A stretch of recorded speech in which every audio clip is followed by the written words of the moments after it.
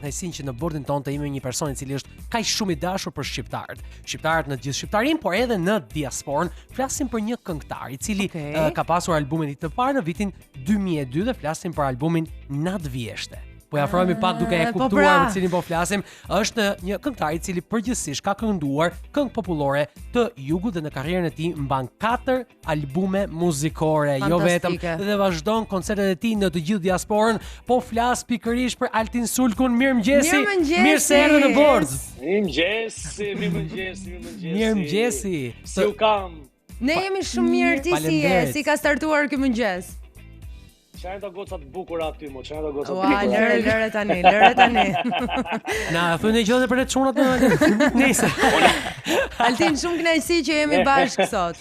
Shumë kënaqësi të udhëtojmë dhe kemi shumë dëshirë të pyesim edhe për udhëtimet, sidomos. Ne e dimë që ti ke shumë për zemër udhëtimet. Si ka qenë ky vit për ty me udhëtimet? Ç'është e vërteta I kam shumë për zemër. Jo vetëm unë, besoj përgjithësi njerëzit I kanë udhëtimet për zemër. Unë për shkak të kemi patur me thënë drejtën pak ngarkesë pune. Për shkak të punës nuk është se kam patur shumë udhëtime këtë vit, po jam munduar që sa kam gjetur kohën, domethënë, e lirë jam hedhur domethënë në jug gjatë verës. Ndoshta edhe dimrit kam qenë në Valbo, në Tropoj, nga që kam edhe nusën nga Andej. E ke parasysh. Po për sa I përket pjesës së udhëtimeve jashtë Shqipërisë, cili është një që të ka bërë më shumë përshtypje? Kam patur jashtë Shqipërisë në fakt, po për pushime quhet kam qenë në Tajlandë. Kam qenë në Tajlandë 2 herë. Sot jemi për Tajlandë. Aty rri në fakt sepse ne sot jemi nisur për Tajlandë dhe nuk është ai destinacioni I parë që I vjen ndërmend çdo udhëtari kur mendon për një vend për pushimet e veta. Si lindi ideja për ta zgjedhur Tajlandën si vendin e pushimeve? Ti jemi sinqert, nuk është se më kishte vajtur mendja mua për Tajlandën.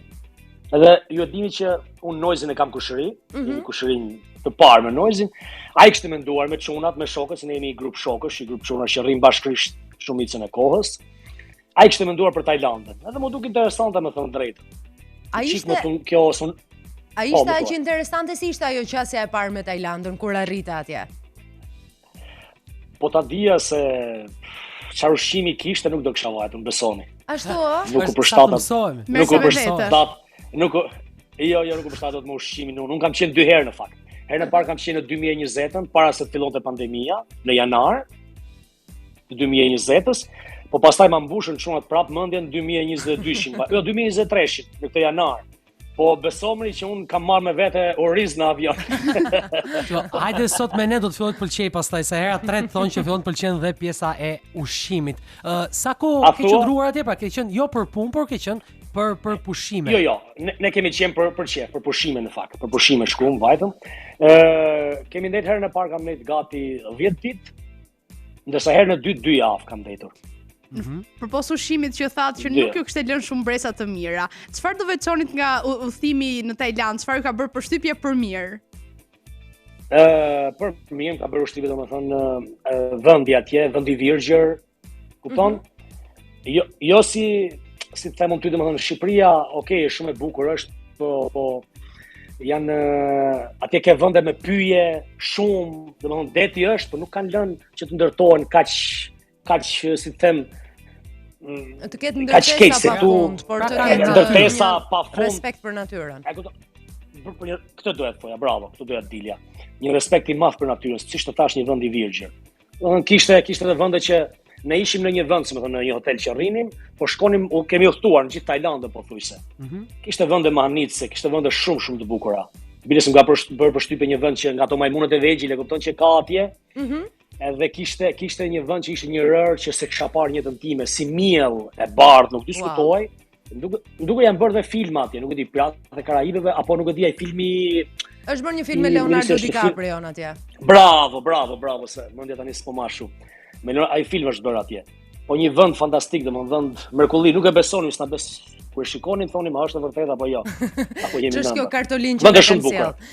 Altin, unë jam e sigurt që ti udhëton shumë edhe për koncertet e tua. Në cilin vend ke pasur koncertin më të bukur në diasporë? Ç'është e vërtetë po, kam udhëtuar, ka dash Zoti që kemi patur punë, kemi pasur ngarkesë, por që mbaj mend më të bukurat në Amerikë, më thënë drejt. Në Amerikë. Ne ka lënë mbresa. Janë komuniteti shqiptar që I bën të bukura koncertet? Besoj që edhe largësia që ata malli që ata kanë, ndoshta i bën më të ndjeshëm, se është logjika ata në Shqipëri, nëse jeni në Itali, të merr malli për 1 orë hyp avioni vjen në Shqipëri 1 orë e gjys. Në Amerika don 12 orë të vish në Shqipëri. E kupton? E vërtet. Besoj që kjo ndjesia, kjo do i bën më të ndjeshëm, i bën më të dashur. Plus që ata organizatorët duken një çik më serioz, na presin në mënyrë domethënë shumë më të mirë, ndjehemi më komod. Jo se edhe këtej kemi mangësira, por atje është domethënë më ndryshe Amerika. Perfekte. Tjetër standard. Ndonjë situatë që ke udhëtuar kaq shumë, ke qenë në komunitete të ndryshme, sidomos shqiptarësh të diasporës, në situatë që të kanë ngel në mendje që mund të jetë dhe komike pak. Në fakt komike, udhëtimi që kemi patur në Tajlandë, kemi patur shumë gallate, kemi bërë shumë. U nisëm herën e parë kur ishim herën e parë në Tajlandë. U thuam nga vendi ku ishim në hotel gati 1 orë me një taksi që kishin ata tip furgonit tyre. U thuam deri diku edhe pastaj hypëm në një tip skafi, si më thënë, u thuam 1 orë gati 1 orë e gjys me skaf, po ishte deti aq i trazuar sa që desh kemi vjell, u ndjem shumë keq.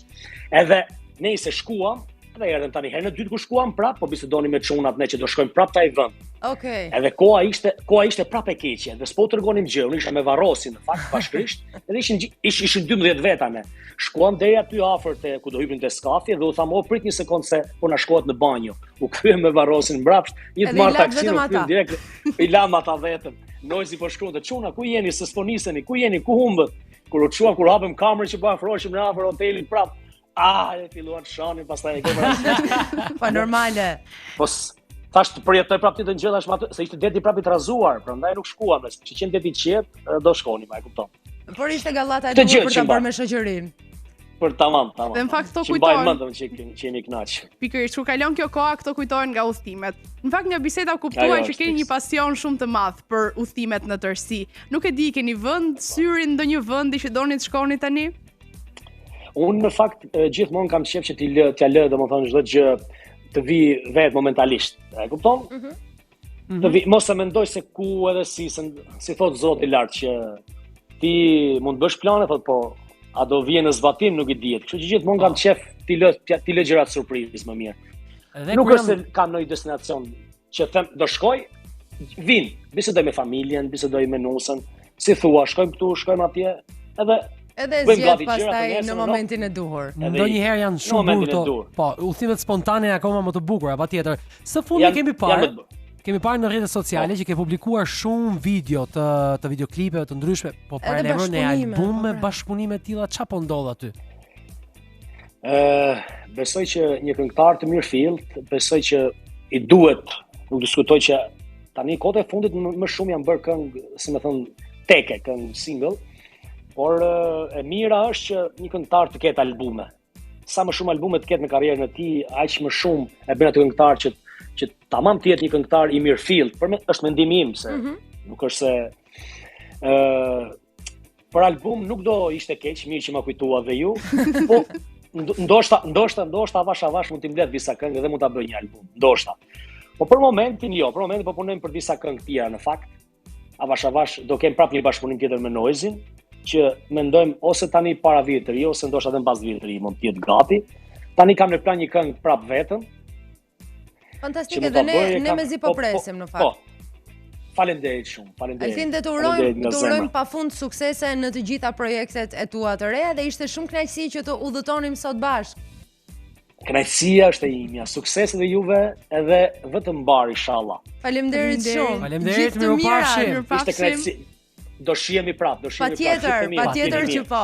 Patjetër. Gjithë të mirat. Përshëndetemi me Altinin me të gjithë të energji pozitive pasi folëm edhe për të gjitha detajet e muzikës së tij, por edhe për Tajlandën si destinacion i cili është edhe destinacioni i Boeing 104.6 pikërisht këtë mëngjes. Ne do të vazhdojmë udhëtimin, ju vazhdoni të jeni në bord me Adelinën, me Marselin, me Inën dhe me kullën tonë të vërtimit.